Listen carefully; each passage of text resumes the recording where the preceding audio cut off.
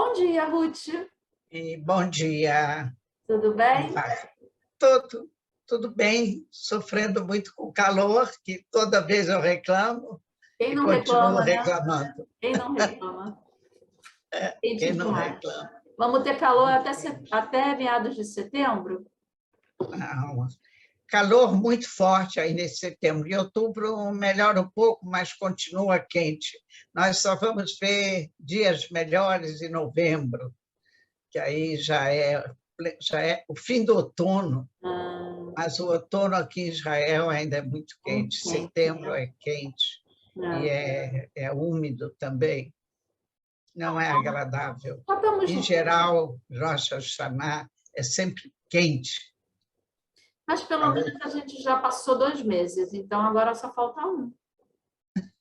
Temos que sempre olhar o lado cheio do copo, Ruth. Consolo da lua. É o lado cheio do copo, é o lado cheio do copo. É, Bom, então hoje nós temos alguns temas aí para falar, né? Vamos começar com a crise dos professores, que o ano letivo está começando e tem uma ameaça de greve, né? Depois vamos falar do assunto que está em todas as mídias aqui de Israel, que é o acordo com o Irã. Vamos falar de uma nova situação, que é o ataque dos americanos à Síria, né? O Hezbollah, dar continuidade, né, à situação com o Hezbollah. A Ucrânia, que tem que ter, né, tem que se falar, ainda mais agora que 34 anos da separação da União Soviética, que fez esse mês. E vamos falar da demissão dos médicos, demissão em massa dos médicos. E vamos terminar com uma coisa mais suave, falando de esportes, que a gente não falou na segunda-feira, e você prometeu. estamos adiando. Estamos adiando, porque... Mas hoje a Bom, gente vai falar, não importa. é, Não importa o tempo, a gente vai falar. Então, vamos começar aí com com a a crise crise aí dos dos professores. professores. Essa crise já não é de hoje, não é desse governo, vem se arrastando de governos anteriores e praticamente todo ano, no início, antes do início das aulas, nas férias grandes de verão, que são também muito criticadas, todo mundo diz que 2 meses de férias, julho e agosto, que é demais para as crianças, é demais para as famílias, e é demais para os professores. E acontece que essa crise está se desenrolando e foi se agravando, e eu expliquei já anteriormente que a secretária-geral da Estadrut, do sindicato, que aqui tem 2 sindicatos, um sindicato dos professores de escola primária e a intermediária, que é junto na mesma escola, e a Irgun, e a organização dos professores, que é só do ginásio, que são os últimos 4 anos. E a secretária-geral da Estadrut, que é a Yafa Ben-David, é uma criatura assim muito lutadora, muito batalhadora, mas acontece que o fato dela ser assim muito batalhadora a torna muito agressiva, de modo que a forma dela discutir com quem ela tem que discutir o assunto, ela já entra quando os outros estão na defensiva, não sabem qual vai ser a arma que ela vai jogar. A história começou, como sendo uma reivindicação de melhoria do salário dos professores iniciando a carreira, que realmente era um salário muito baixo, 6 mil shekels por mês, e merecia que fosse aumentado. Assim começaram as conversações. Mas acontece que, quando começaram as conversações, e o Ministério da Fazenda propôs, depois de muita discussão, que eles queriam mais, queriam menos, no fim, todo mundo achou que a proposta do Ministério da Fazenda era muito boa, 9 mil shekels. Aumentar de 6 mil 50%. para... aumento sensível. 50%. Mas aí começou a história. Ok, está muito bom para os professores. E os professores que já têm antiguidade, como é que vai ser? Aí o Ministério da Fazenda disse, nós não podemos fazer tudo simultaneamente, que nós não temos... nós estamos ainda usando o orçamento que foi votado no ano passado. E acontece que esse orçamento não incluía esse aumento. Eu estou usando agora as sobras. Ah, não, mas se vai ter aumento dos novos, então vai ter que dar para os antigos também. Ok, no fim chegaram a uma proposta do Ministério da Fazenda que aumentava em 400 e poucos cheques. Não, de jeito nenhum. De jeito nenhum, é um absurdo, que esses vão ter um aumento de 3 mil cheques, o outro vai ter 400. Resultado, o negócio começou a degringolar, e aí entrou também férias, entrou aposentadoria, entrou uma série de professores que desempenham várias funções na escola. Eles não são apenas professores de aula frontal, mas eles são também o que eles chamam aqui de mechanecher, orientadores. E aí tem os psicólogos que trabalham, e tem os diretores da escola. Resultado de um problema desse tamanho, virou um monstro. E não acontece que hoje é dia 26 e dia 1º tem que começar as aulas e não tem nada resolvido. E, de repente, anteontem, o secretário-geral da organização dos professores secundários entra também na história e diz: nós não vamos começar as aulas em 1º de setembro. Eles estavam há meses também em negociações, mas em silêncio, não como a Yafa Ben David. Ninguém nem sabia que tinha problema salarial também com os professores do ginásio. Aí, de repente, ele diz: nós também não vamos, nós vamos fazer greve. Aí ficou sabendo que tem também os professores do ginásio. É um número muito menor. Resultado: a situação está que o primeiro-ministro foi solicitado pela organização dos pais e por pelos outros políticos que estão na coalizão atual, para ele tentar também ajudar. Aí o ministro da Fazenda disse: se políticos vierem entrar nessa negociação, tem que primeiro demitir o ministro da Fazenda.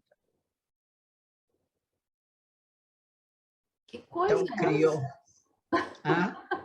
Mas por que tem que demitir o ministro? Porque ele disse que isso não é político. Agora, imagina se nesse problema já está a ministra da Educação, que também não é parte em matéria de aumento salarial.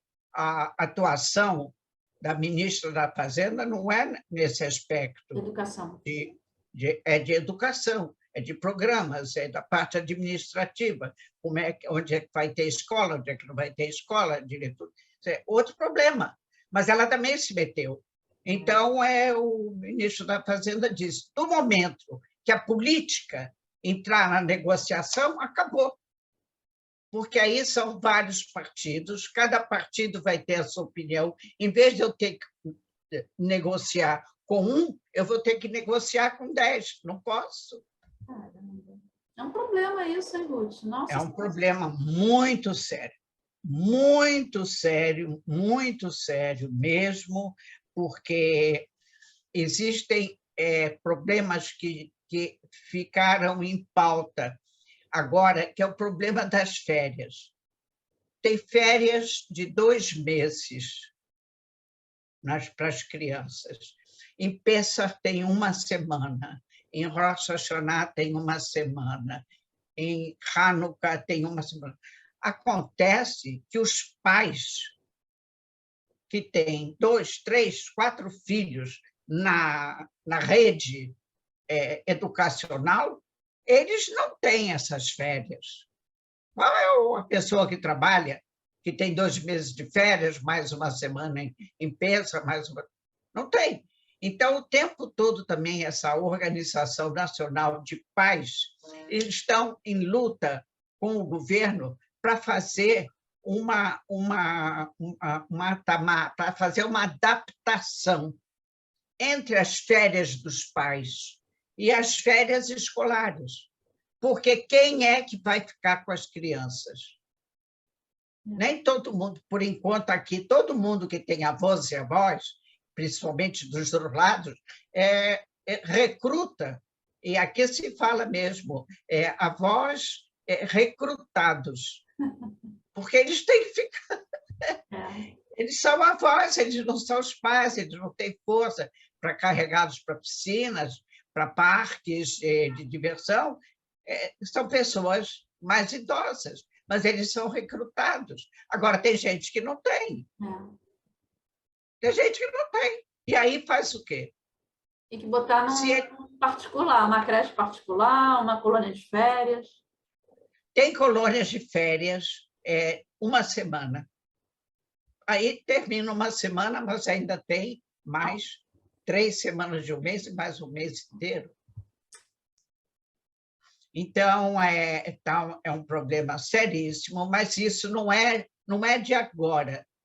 O negócio já vem rolando há muitos anos. Nenhum dos governos anteriores fez nada nesse sentido. E esse governo, como é um governo transitório, eles também não podem fazer todas essas modificações, porque um governo transitório não tem os mesmos direitos, a autoridade de modificar coisas, como um governo que está foi eleito e que tem uma cadência de 4 anos para resolver problemas.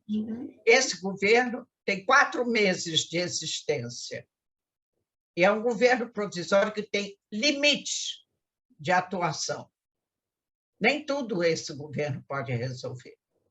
E agora tudo explodiu. Então, a gente não fica sabendo também, muita gente fala que Israel tem também uma mania de todo mundo achar que é conspiração.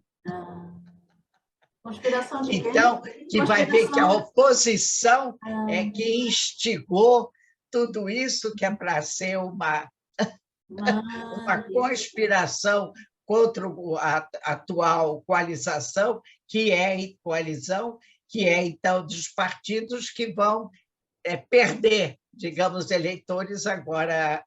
Faltam 2 meses, praticamente, para eleições. Quer dizer que existe estão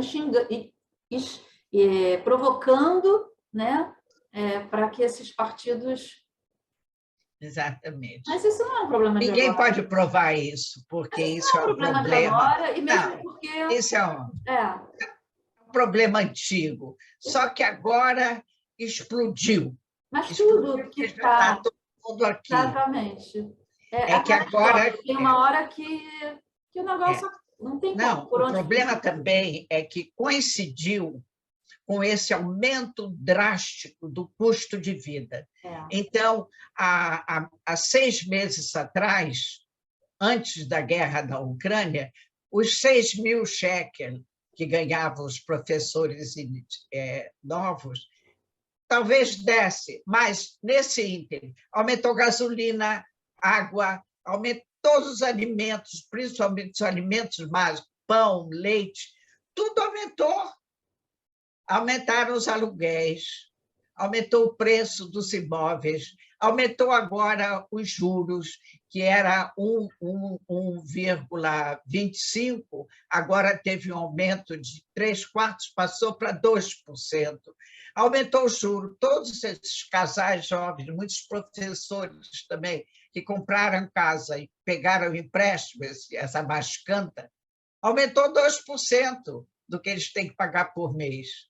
Então, é um rolo de acontecimentos que caíram numa época, tudo junto, que foi a guerra da Ucrânia, que trouxe com ela um monte de problemas para o mundo todo, e principalmente para quem está nessa área europeia, como nós, que os negócios que nós temos e também é problema de importação, exportação, como nós temos com a Ucrânia, que, de repente, não tem trigo. Então, tudo isso aconteceu junto. A vida aumentou muito no custo de vida. E aí a necessidade do aumento salarial se torna muito mais premente. É verdade.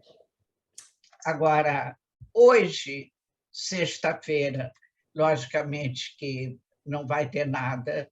Vamos ver se sábado à noite, com o término do Shabat, se vão voltar as reuniões, as conversações, porque falta uma semana.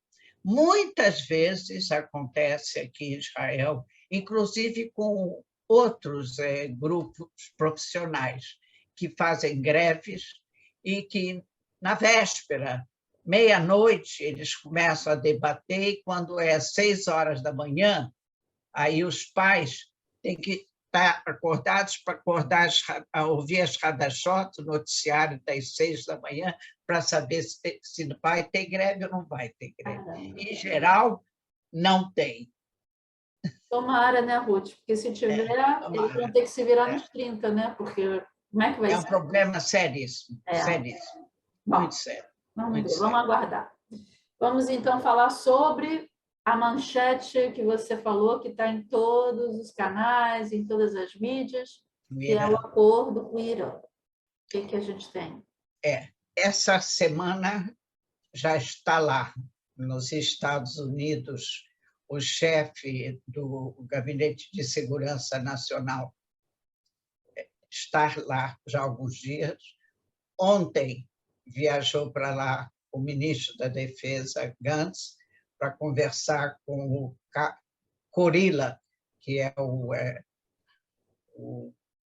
chefe, que é o ministro também lá da mesma posição que ele, porque aqui em Israel já se sabe que os Estados Unidos resolveram, embora não anunciaram oficialmente, mas extraoficialmente, sabe-se que os Estados Unidos tomaram uma decisão de sim aceitar o acordo, do momento que o Irã disse, como eu falei na semana passada, ou essa semana, na segunda-feira, que eles aceitam tirar a história dos guardiães revolucionários, que eles vão continuar na lista de organizações terroristas, e outros pontos mais com relação às sanções econômicas, e os Estados Unidos querem terminar isso.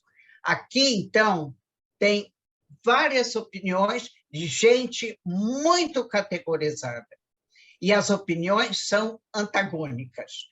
Tem um grupo, todos são maravilhosos, são ex-generais, generais das reservas, tem o chefe atual do Mossad, o David Barnea, que você não pode duvidar da capacidade dele, e gente assim de alto nível.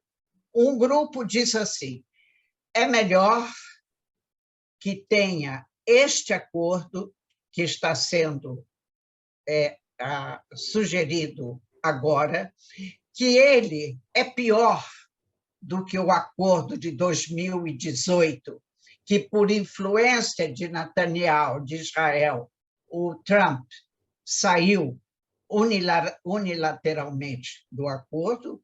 Ele é pior do que esse acordo, mas é melhor do que a situação de ficar sem acordo, porque do momento que não tem acordo, não tem também fiscalização da Organização Internacional de Energia Atômica sobre a produção de urânio enriquecido, não tem, de modo que isso deixa o Irã livre.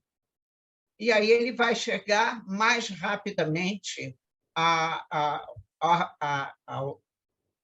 atômico. Eles fazem a energia, separam a energia atômica em duas partes. Energia atômica para uso civil, que é bem-vinda, e energia atômica para uso militar, que é bomba.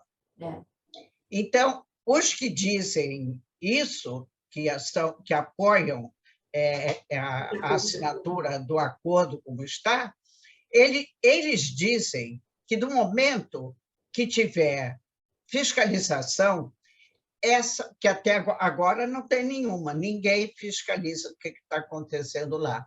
Você pode adiar até por 8 anos a chegada do Irã à meta, que é a bomba. E isso quer dizer que você não termina com o problema.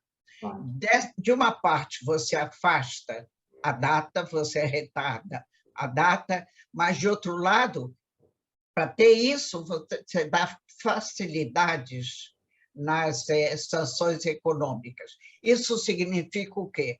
Que eles vão vender mais petróleo, eles vão vender mais gás, vai entrar muito mais dinheiro na economia iraniana, que está arrasada no momento. E o que acontece quando o Irã tem dinheiro? Ele dá para o Hezbollah, e ele dá para o Hamas, e ele dá para a Jihad, mas, pelo menos, a gente consegue retardar um pouco mais a bomba, porque a meta, esses também dizem, todos esses, que tudo que se fala é fantasia, porque desde o momento que entrou esse governo no Irã, a primeira declaração daquele Khomeini foi de que existe uma meta no Irã: eliminar Israel do mapa.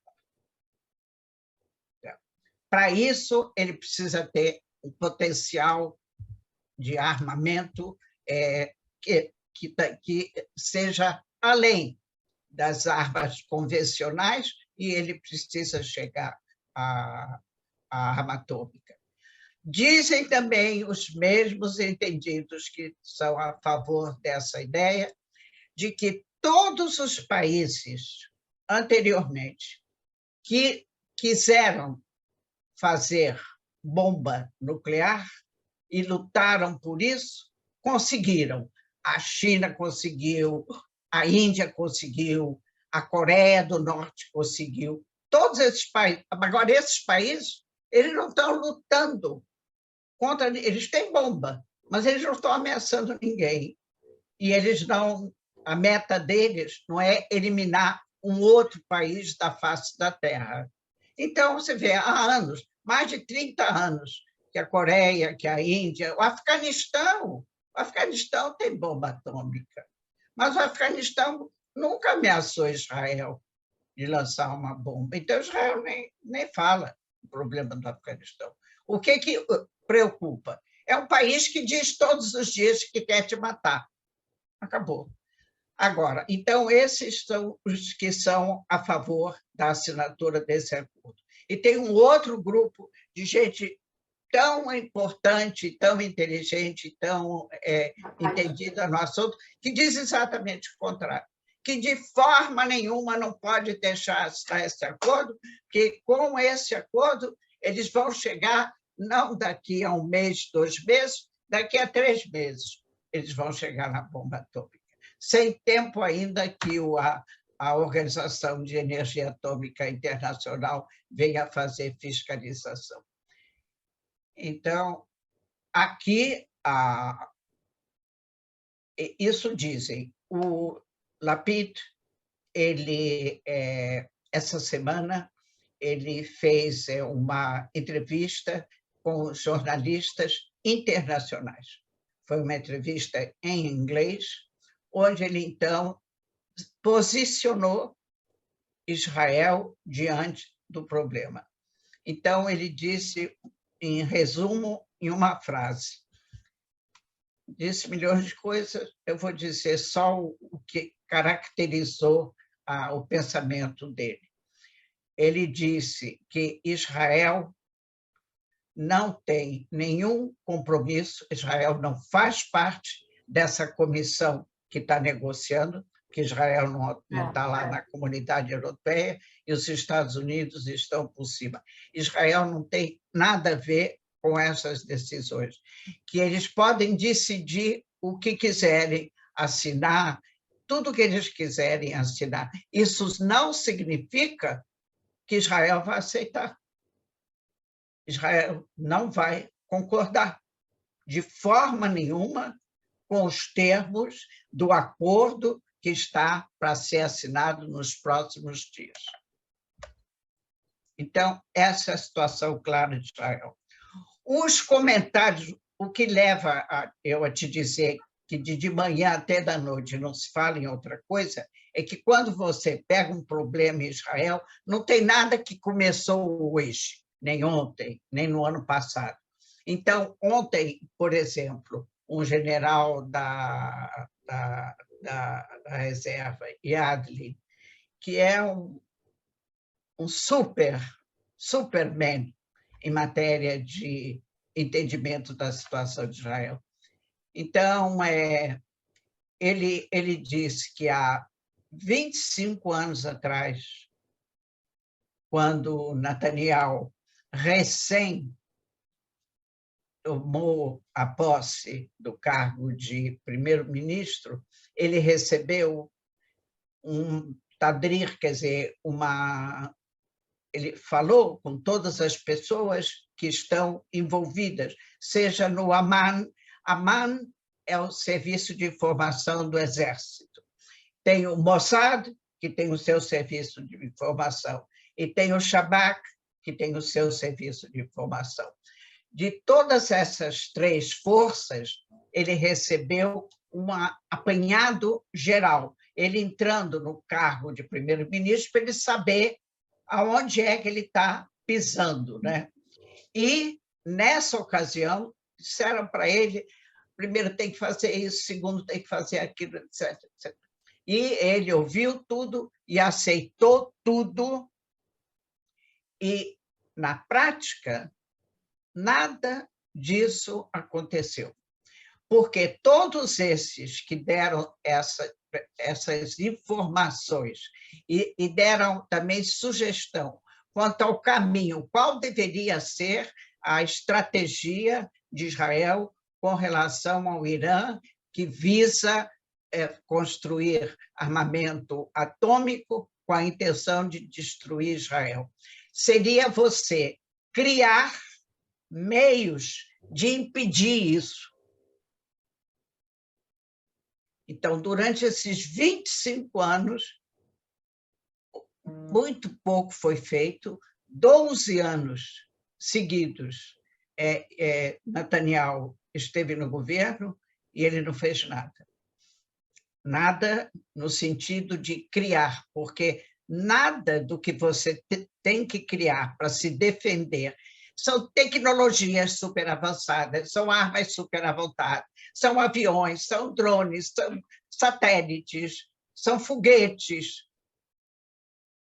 Nós não temos ainda isso, nós criamos coisas muito importantes, mas não contra ataque atômico.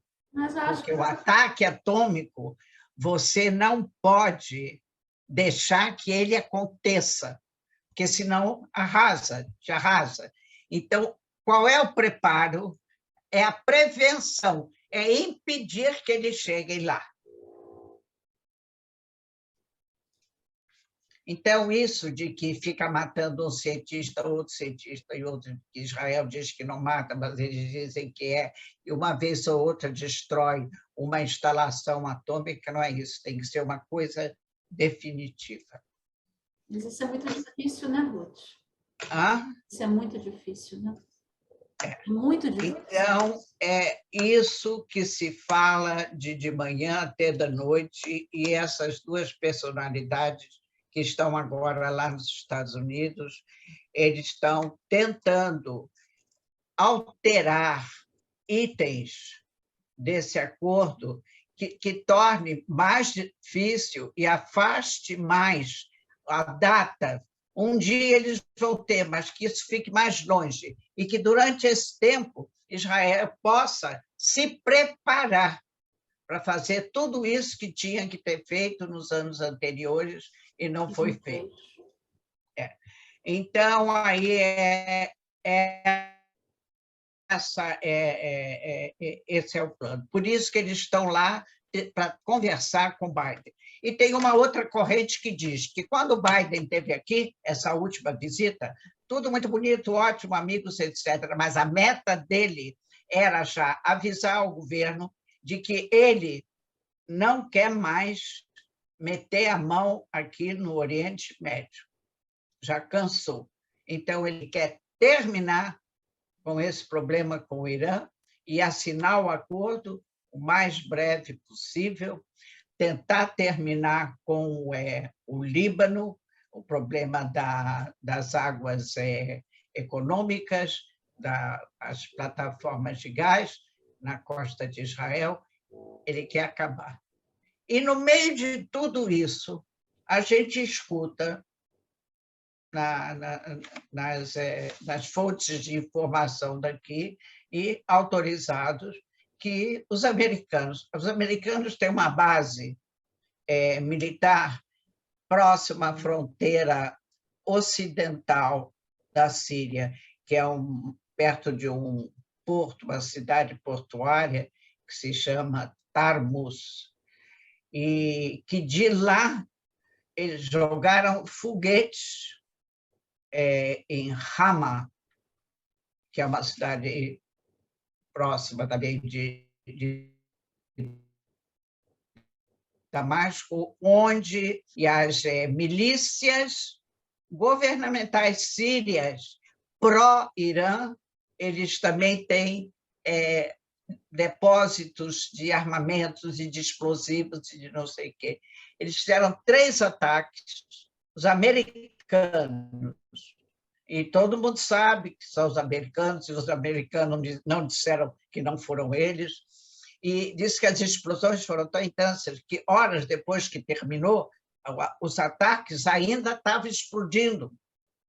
Era tanto material explosivo, tanto satélite, tanto míssil, tanto armamento, que aquilo estava...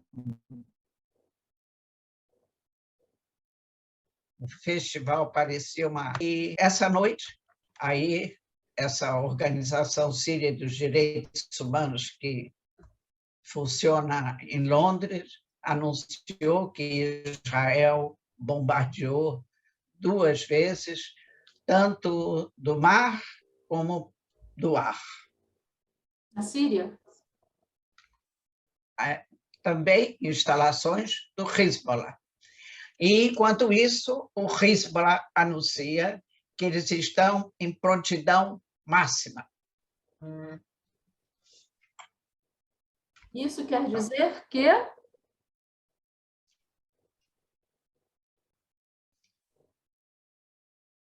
Está em prontidão máxima. Sim, isso quer dizer o quê?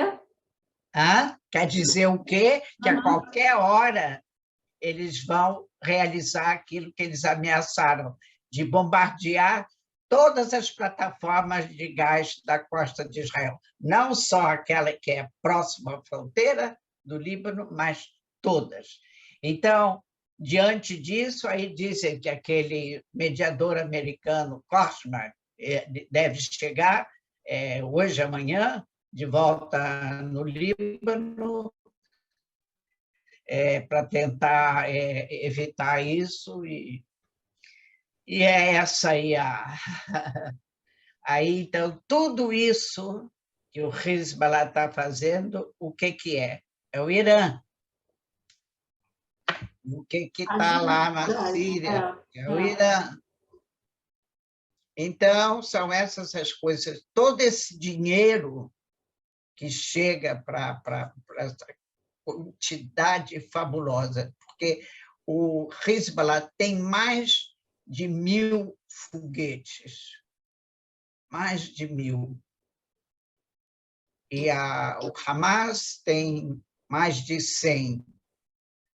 Agora, os foguetes do Hezbollah são muito mais precisos, muito mais eficientes, de boa qualidade, muito tecnologia avançada. Mais de 1000. Bom, em relação a esse ataque americano... É bom assinalar que a Síria que anuncia, tiveram 10 mortos, de modo que eles disseram também que grande parte dos foguetes foram derrubados pelo sistema antiaéreo, mas se teve 10 mortos é porque muitos foguetes chegaram. Tem muito pouco. Quer dizer, os Estados Unidos quer sair do Oriente Médio e logo em seguida ataca a Síria, é isso mesmo? Sim, ele ataca a Síria, mas não é a Síria. O território é sírio, eu sei, mas ele está atacando o Irã. Exatamente. E faz acordo e realmente antagônico. É tal de história. O Putin vai lá encontrar com os Ayatollahs e a Turquia, idem. E depois a Turquia mata terroristas iranianos que vieram para Istambul, não para pegar turcos, para matar israelenses. Mas eles estão... Ele vai lá, vai cá e vai cá. É uma política... É uma... Bom. Uma coisa tremenda. Agora, então, nós vamos falar, a Ucrânia, agora no dia 24, comemorou 31 anos de independência, isso significa quando ela se desligou da União Soviética. E eles haviam preparado um programa de comemorações, principalmente em Kiev, mas depois, à última hora, eles tiveram que cancelar todas as comemorações, que ia ter um ajuntamento público muito grande, e eles cancelaram, porque havia no ar uma ameaça de que os russos iriam atirar contra a população, contra os milhares e milhares que estivessem lá. Eles têm uma praça gigantesca lá no centro de Kiev, e então eles cancelaram. Houve a apresentação da banda militar em frente ao Congresso, e tinha assim, um pingo assim, de gente assistindo, que era para tocar o hino nacional, hastear a bandeira, que é para não passar em branco, mas todas as festividades foram canceladas. E nessa ocasião anunciaram, deram várias informações sobre o desenrolar da guerra, dizendo que no início nessa data também, 24 de agosto, completou 6 meses que começou a guerra, 6 meses que começou essa guerra. E durante esses 6 meses, diz a Ucrânia que morreram 9.000 soldados ucranianos e 5.000 civis. Muito grande número de civis, mostrando que a Rússia não estava empenhada em atacar o exército, e sim de arrasar a cidade, como eles realmente bombardeando escolas e museus e teatros, onde as pessoas estavam procurando socorro, né? Abrigo antiaéreo. A Rússia depende de quem diz. A Rússia diz que tem 20.000 soldados mortos.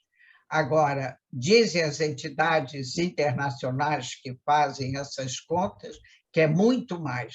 Uns dizem 50.000 e tem quem diga que é 70.000. Nossa. A Rússia anuncia que são 20.000. Que já é muito, né, Ruth? De qualquer forma, muito. se comparado à Ucrânia. E o fato é de que a Ucrânia revela que eles estão tentando agora, eles estão atacando. Agora eles passaram da fase de se defender para contra-atacar. E eles têm atacado e bombardeado depósitos russos naquela faixa que a Rússia já ocupou há alguns anos atrás, perto da Crimeia, na parte oriental da Ucrânia. Então, o exército ucraniano está tentando recuperar essa faixa, e inclusive a parte do porto de Odessa, e isso graças ao apoio econômico-militar.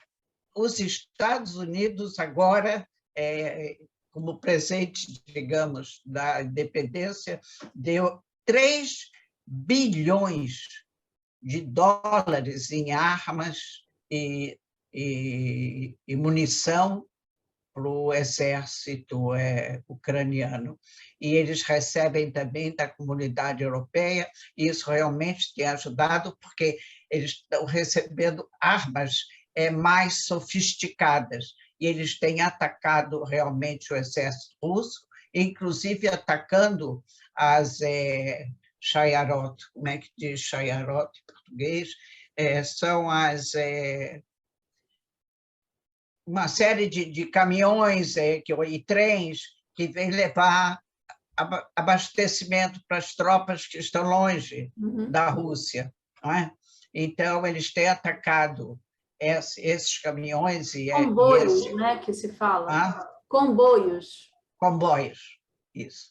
Os comboios que estavam levando o abastecimento da Rússia para a outra extremidade, que é a parte oriental, e estão atacando e bombardeando esses depósitos de munição e de armas, estão atacando. De modo que, em geral, o presidente discursou o Zelensky e disse que ele está recebendo um grande apoio do mundo todo. Ele simplesmente acha que Israel não está ajudando na medida do que pode. E o embaixador da Ucrânia aqui em Israel, ele falou para a imprensa nesse dia de aniversário da independência do país, dizendo que Israel tem dado uma ajuda humanitária muito grande, muito importante, mas que eles esperam de Israel também ajuda militar, armas e munições, e principalmente antiaérea, e que Israel está assim na corda bamba, né? Em cima do muro. Exato. De um lado, não quer criar problemas com a Rússia, que isso permite a Israel uma liberdade de ação na Síria, e, de outro lado, eles querem ajudar a Ucrânia, porque eles querem entrar na história como quem estava no lado certo. Então, esse é um grande problema na Ucrânia, que nós, então, falamos. Vamos falar sobre a demissão dos médicos. Médico, em todo lugar do mundo onde o ensino médico é superior, é muito bom, você estuda 6 anos na universidade, que é um estudo praticamente teórico. Depois tem 1 ano que se chama estágio, que você trabalha em hospitais da rede pública. Tem que ser sempre da rede pública, não hospitais particulares. E você passa por todas as enfermarias. Você faz clínica médica, cirurgia, pediatria, neurologia, tudo. De tudo um pouco, para você sair com uma imagem mais ou menos ampla de tudo que a medicina cobre. Depois desse ano de estágio, que já é o 7º ano, aí você vai escolher a especialidade que você quer. Então, cada especialidade tem um número de anos extra. E durante essa especialidade, você tem que fazer num determinado hospital que te recebe. Ele te recebe e aceita. Então, todas as especialidades clínicas, em geral, são 3 ou 4 anos, dependendo se é, por exemplo, pediatria, ou clínica médica, cardiologia, não sei o quê. Então, pode ser 3 ou 4 anos. As especialidades cirúrgicas são mais.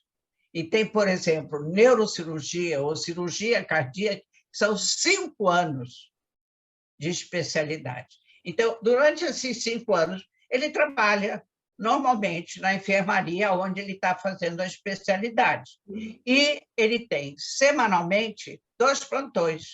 O que significa plantão? É atendimento no pronto-socorro e à noite, toda noite. Então, você trabalha de manhã de um dia até a de manhã de outro. Só que eles trabalham não 24 horas, eles trabalham 26 horas. Muita coisa. Então, já tem anos que esses estagiários, chamados assim, estão pleiteando a diminuição do número de horas de plantão, que é simplesmente desumano. Ninguém aguenta. Quando ele já está no meio da noite e consegue dormir 1 hora e vem a enfermeira acordá-lo porque ela não consegue atender, tem que ser médico, eles dizem que muitas vezes eles sentem que a cabeça deles não está funcionando bem, que eles podem cometer erros e que isso significa prejuízo à vida doente que você está tratando. Em se tratando também de cirurgia, imagina um camarada que trabalhou 12, 15 horas e quando chega 10, 11 horas da noite ele tem que entrar numa sala de cirurgia, a mão dele não vai tremer?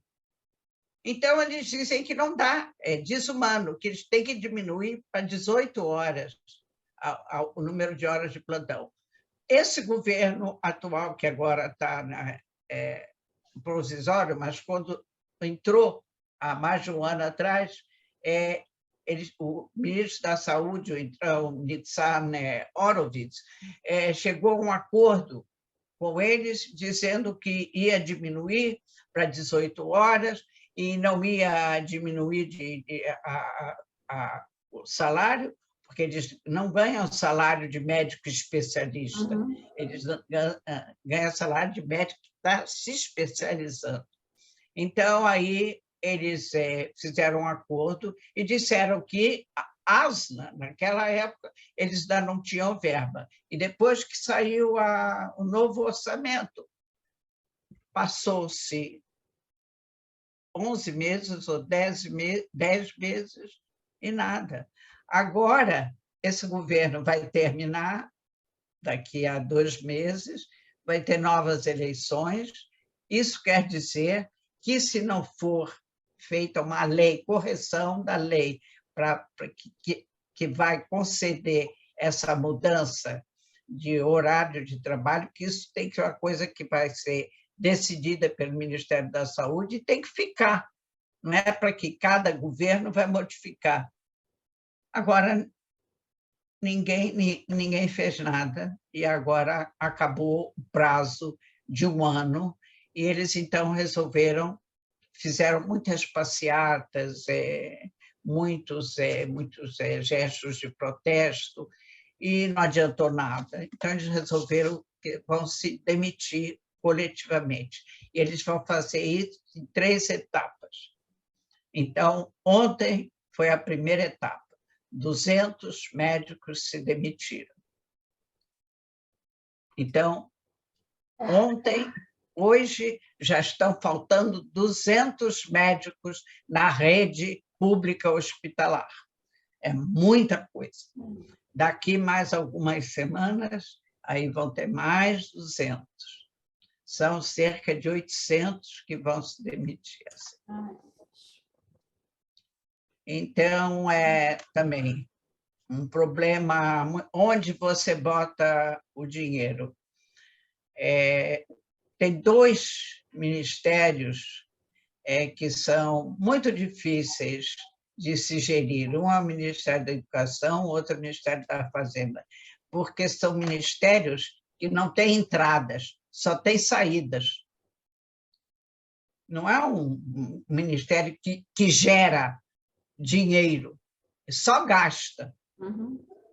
Então, são 2 ministérios. Primeiro, que a maioria dos partidos, você nunca vê um partido grande ter ministro da Saúde ou ministro da Educação. Em geral, são partidos pequenos que querem um ministério.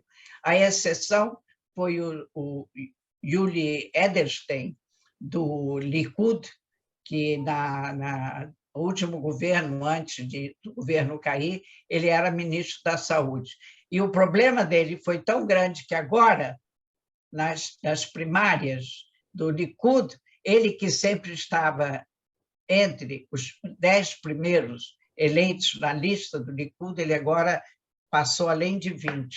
Nossa. Por quê? Porque conseguiu. No ministro da Saúde você não faz nada que preste, porque você não tem orçamento. Não tem orçamento. Você falou antes... Gastos, você só tem gastos.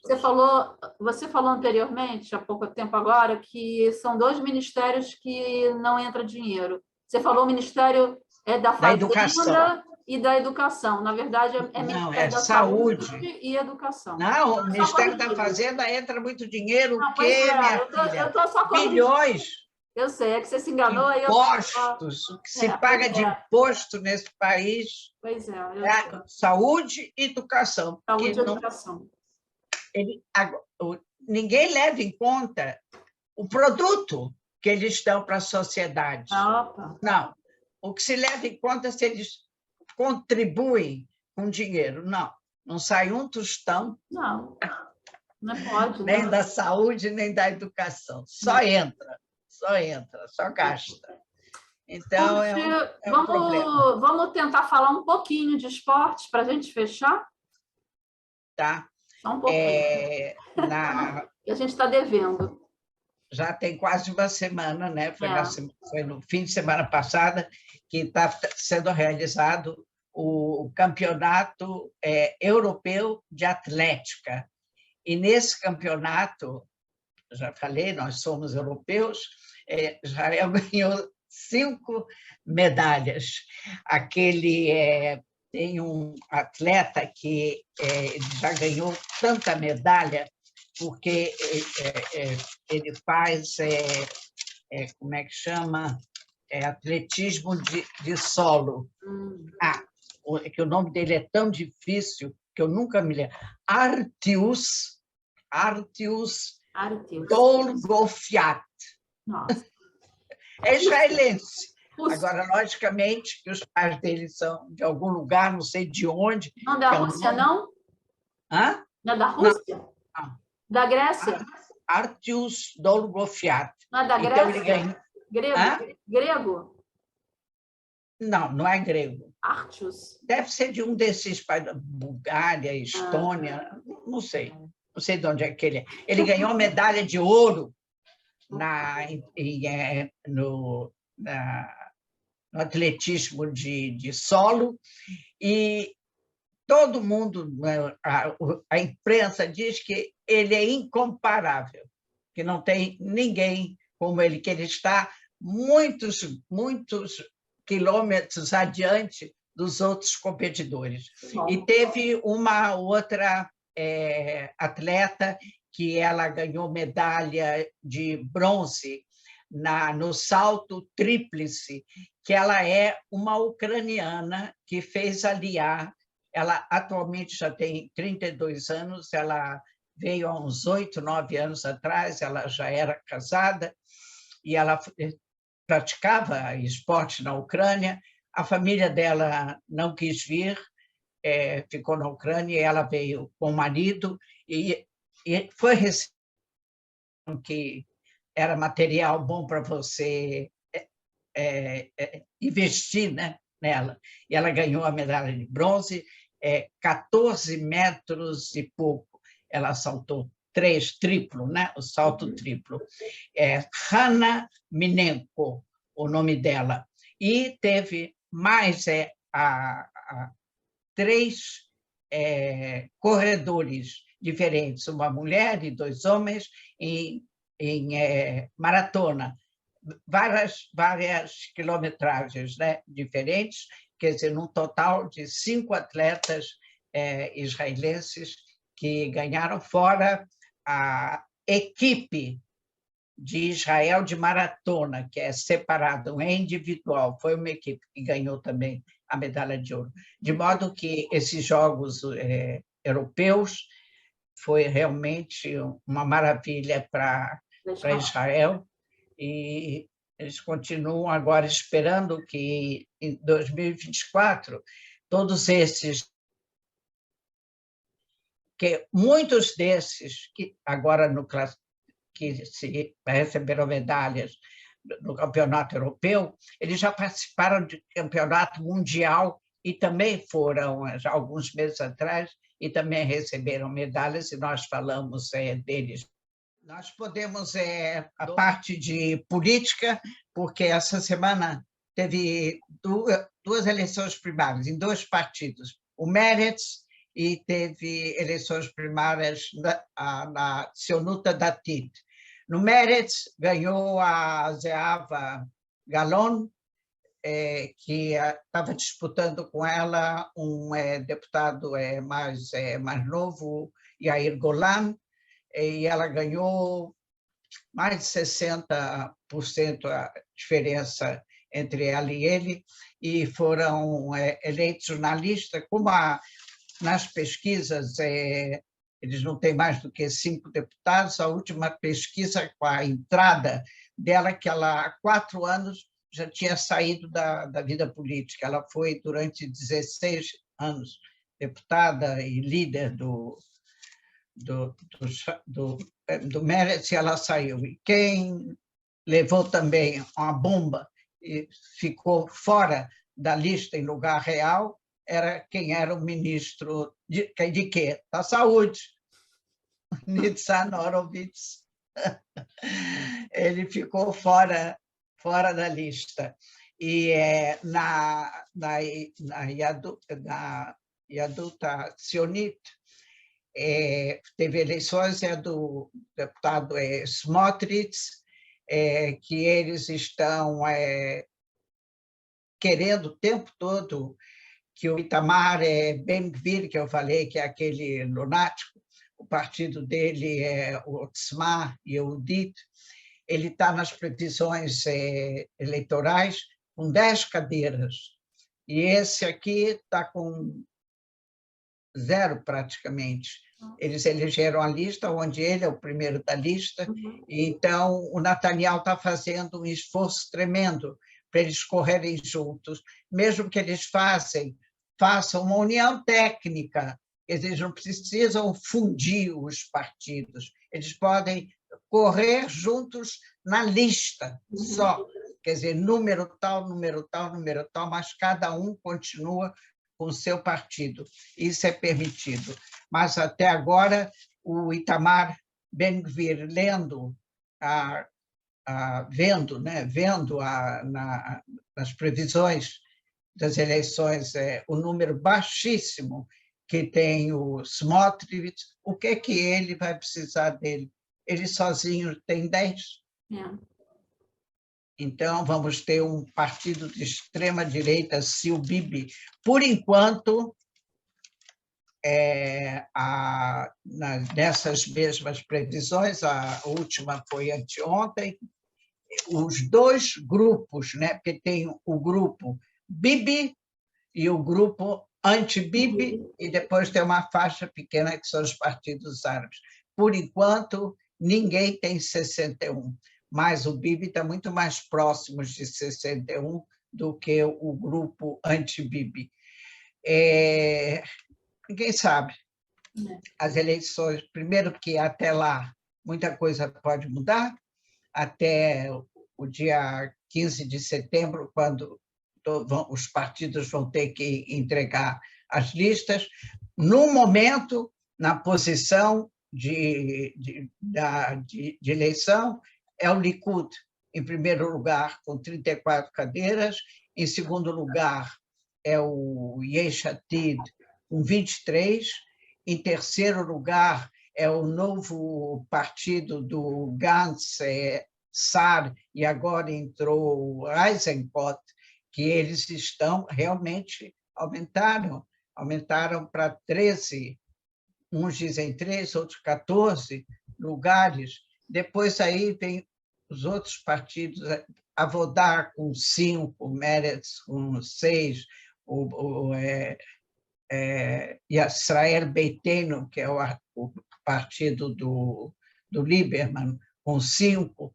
Então, se é e os religiosos, e a Torá com 7, Shas com 6, de modo que é uma salada. Uma salada. Todos os partidos de direita e os partidos religiosos vão com o Bibi, se bem que o Bibi tenha dito que no governo dele, o Itamar Ben-Gvir não vai ser ministro.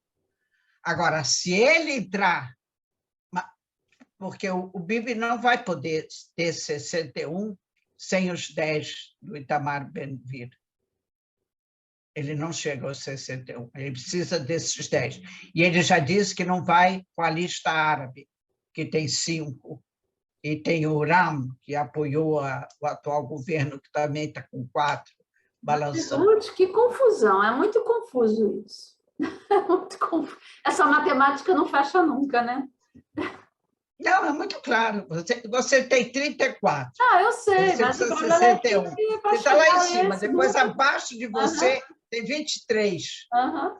Logicamente que é mais fácil, porque tem vários partidos de direita, tem 4 partidos religiosos que normalmente não vão com os partidos de centro ou centro-esquerda. E os partidos de centro típicos agora é o Yesh Atid, e essa Mahané Mamlarti, que é o novo partido, que é a mistura do Kahol Lavan, Tikva Hadashah, com o Eisenkot, que entrou, que estão com 14.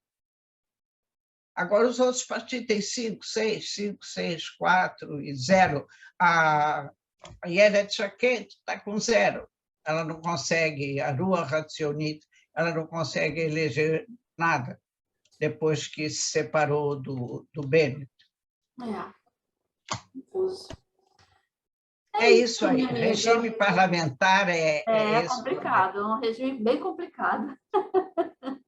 Eu te mandei um vídeo onde, agora eu não me lembro do camarada que fala, ele é ótimo, que ele, então, conta porque que a gente fala atualmente que aqui em Israel existe tanta separação, tantas classes, né? Tantos partidos, tantas línguas, tantas culturas.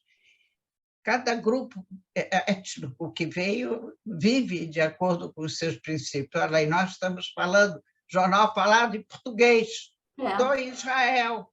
Não é? Nós não estamos falando em hebraico, e assim é. Os franceses, os ingleses, os alemães, italianos, a diversidade argentinos, é um cadinho de línguas. É um caldeirão de cultura. Caldeirão. Aí, então, estava um camarada que fez assim um resumo diz que o povo judeu, há 3.500 anos atrás, já era assim. E continua. E, para demonstrar, ele disse que, há alguns anos atrás, em todas as sinagogas, ortodoxas, existe uma diferença. Quando você diz Shema Israel, se você fica de pé ou se você senta, porque tem rezas, né, que você tem que se levantar, e tem reza que você fica sentado. Então, um grupo diz que Shema Israel você tem que rezar em pé, e tem outro grupo que senta. Então, todos os dias diz Shema Israel em todas as sinagogas ortodoxas, e todos os dias tem discussão. Senta, levanta, senta, levanta. Aí, um dia, um dos presentes, muito jovem, ele disse que que o avô dele é a pessoa mais velha na comunidade e que ele deve saber qual é o minhag, qual é o costume. Então, foram falar com o tal do ancião, que tinha mais de 100 anos. Aí perguntaram para ele, escuta, você que viveu tantos anos, todos os dias na sinagoga, qual é o minhag? Qual é o costume quando se reza Shema Israel? Fica sentado? Ele disse, não. Fica em pé? Ele disse, não. Aí o neto, né, que tinha trazido, você tem que lembrar, faz o esforço, se lembra o que era quando era no teu tempo, porque agora aqui é assim, tem um grupo que diz senta, tem outro grupo que diz levanta, então eles começam a gritar um com o outro o tempo todo, eles dizem, esse era o hábito. Era o que era esse. Esse já era, não tem. É a mesma história, quem veio primeiro, o ovo ou a galinha? Não tem. Esse era o hábito, ninguém entra em acordo. Tá certo. É isso aí, querida, minha filha, é o povo judeu. É isso aí. Am Israel Hai, é o que se diz. É isso mesmo, isso todo mundo concorda. Né? Israel sempre vivo. Isso, vivo. Isso é o mais importante de tudo. Ruth, querida, muito obrigada. Shabbat Shalom. Hoje a gente teve alguns probleminhas técnicos, mas deu para... Ok. Tá? Shabbat Shalom para você, para os nossos ouvintes, para os nossos espectadores, que tenhamos paz, que tenhamos alegria, saúde. Tenhamos um fechamento melhor para todas essas questões aí. Não falamos de outras coisas, de corona, de gripe, tudo isso tem, mas nunca uma hora dá. Não vai de modo que vamos Fica falar na semana que vem. Shabbat Shalom. Shabbat Shalom. Só com alegrias. Só Amém. alegrias. Amém.